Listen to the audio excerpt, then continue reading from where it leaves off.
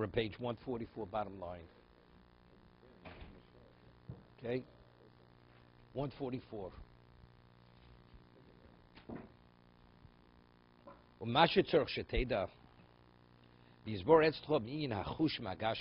This is what you have to know and what's understood. Physical senses. It's all about physical senses.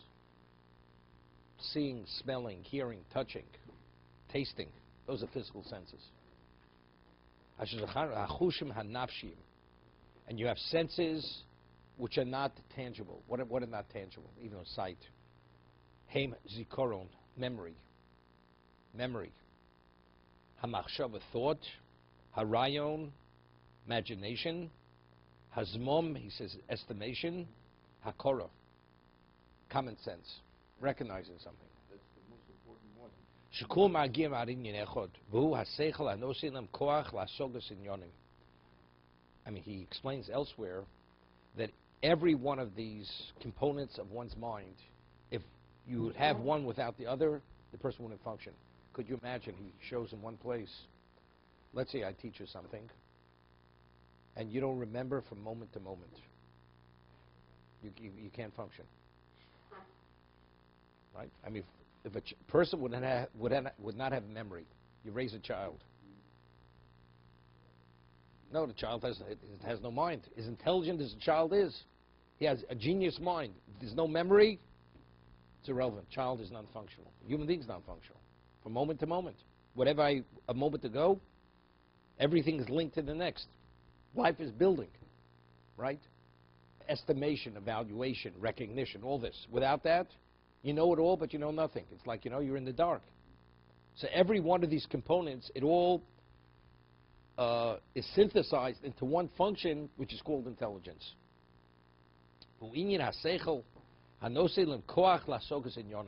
This gives the person the ability to fathom and to grasp many issues. But each one of these faculties, or the aspects of the faculty, has its own identity, memory. It's true. Memory interplays with intelligence and with, as he says, thought, estimation, imagination. But still, memory it has like the certain part of the brain, which is memory, right? That has its distinct identity. Kamarim vatsuros.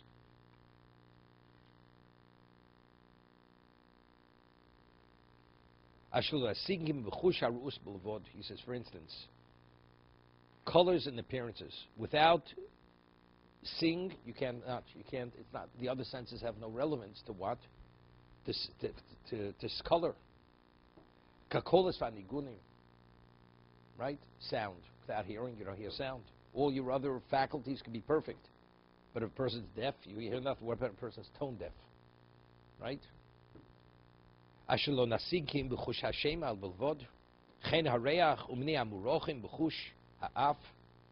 The ability to smell. Right? The sense of taste. All the other senses, they could be acute and everything, but if you don't have the sense of taste, you taste nothing. Hachom va'kor, sensing heat and cold. Harbi minyoni ha'echos b'chush ha'mishush. Right? If you want to feel something, to see its quality. Let's say a person's nerve endings are dull. You touch it, you don't feel. You can't sense the quality of what you're touching. Is it soft? Is it quality? Whatever it is.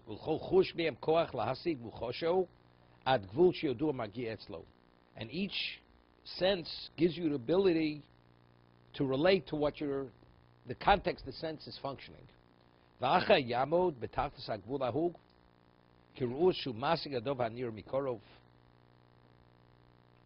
He says, for instance, you have the power of sight. What do you see? You see something close. Let's say something's at a great distance. You're not able to see it. So everything has its limitation. Within senses, we have limitation. Also, the farther something's away, the sense is what? It's clearly, is weakened. Right? It doesn't have the ability to be able to come upon it and to grasp it, to fathom what it is, because you don't see it. V'chein chush hashema. V'chein shara chushim. V'yev shel asu muchash beladei chush hamuchano. It's not possible to relate to something, to sense something, unless that particular faculty has the capacity to relate to whatever that is. As you say, you can be the greatest genius in the world. I can't, and you have no frame of reference, and I want to explain to you what a chocolate cake tastes like. Could you explain it? Right? If you never tasted anything which is similar to that, there's no frame of reference. With all your articulation, with all the other person's intelligence, there's no way to communicate what that is.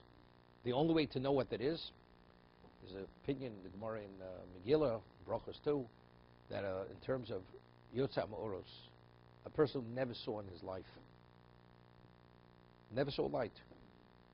That means he doesn't even know what light is. Right? Doesn't say the bracha.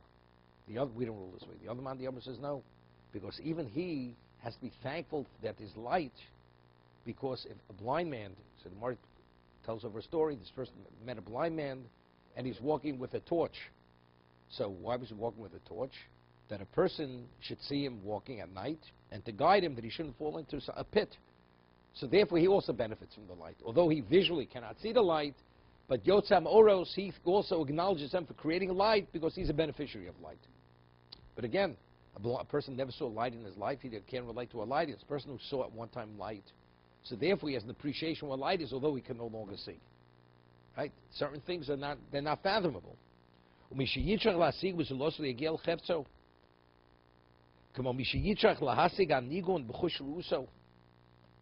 Right?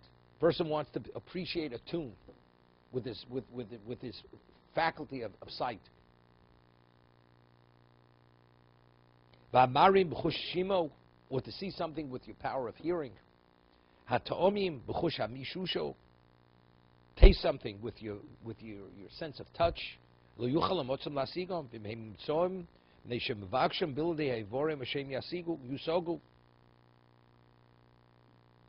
Because they're, he says, organs which have no relevance, they're not suited for that. Each one's suited for its own perception.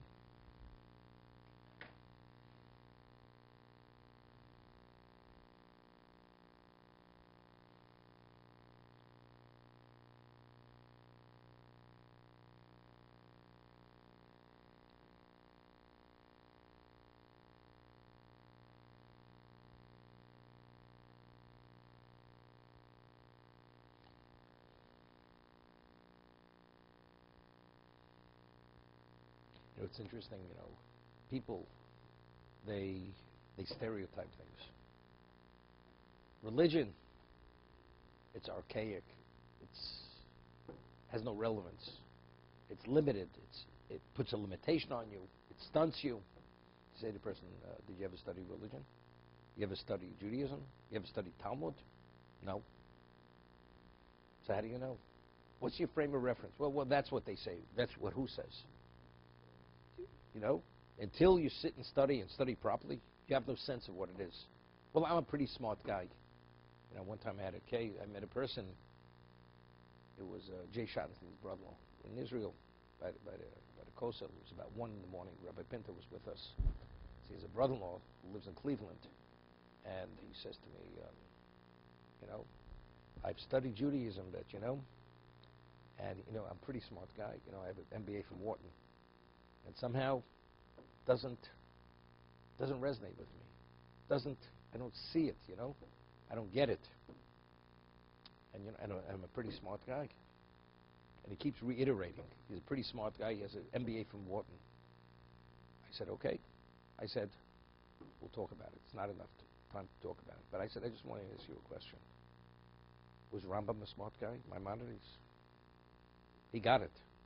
So evidently, either you're not smart enough, or it has nothing to do with your MBA from Wharton. That's my question to you. We'll discuss it later. Okay?